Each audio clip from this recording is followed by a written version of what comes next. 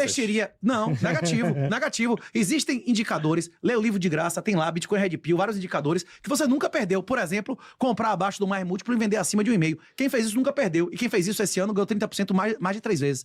Ó, você investiria em um brega pedófilo e um puteiro de crianças pequenas? Você investiria em aborto? Você, na hora que você compra Tesouro Direto, você tá financiando ou não aborto e castração de criança? Esse dinheiro não é usado, inclusive, pra fazer DEAN e tribunais feministas provocarem o estupro de inocente na cadeia, sim ou não?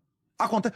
Se você comprar Tesouro Direto, você financia estupro de inocente, aborto e castração de criança. Eu sou contra o Tesouro Direto. Pois é. Eu sou quem contra. investe, quem tem saldos em reais em qualquer banco, quem tem qualquer título em real, imóveis, como investimento, como consumo não, financia castração de criança, aborto e estupro de inocente na cadeia. Você quer financiar a DEAN? Você quer financiar juíza feminista que vai respaldar a falsa acusação? Ter real na conta. Você é comparsa, não é isso? Mas entendeu?